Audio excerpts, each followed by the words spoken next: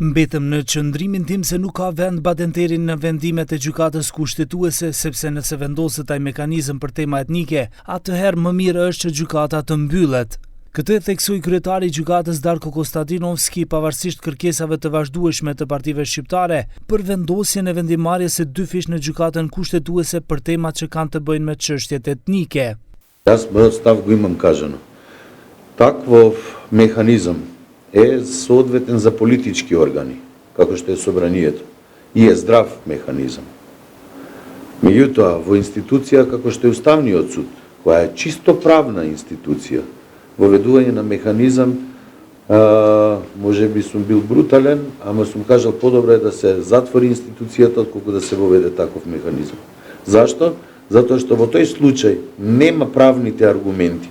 Por me këtë qëndrim të Konstantinovskit nuk pajtohet edhe vetë gjyqtari i kushtetueses Osman Kadriu.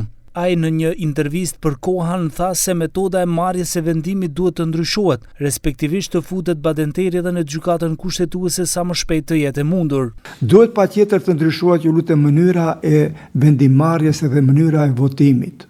Edhe kemi thënë, asesi është nonsens i kulluar që të mundet gjykata kushtetuese me shumicë të thjesht, do me thonë me vetëm minimum 5 anëtar, të vendos për ligjet që sjell parlamenti me shumicën e 2 fisht, do me thonë 80 vetë, 80 votë, do me thonë të votojnë për, ose ligjin që miratohet me badenter, ato nuk mundet të abrogohen nga gjykata me 5 vota. Këto duhet të intervenohet në kushtetutë sa më shpejt, të parashikohet një shumicë.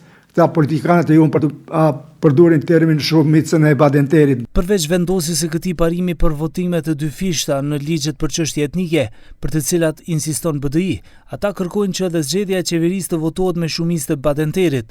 Përveç BDI-s, me këtë pajtohen edhe nga koalicioni Vlen.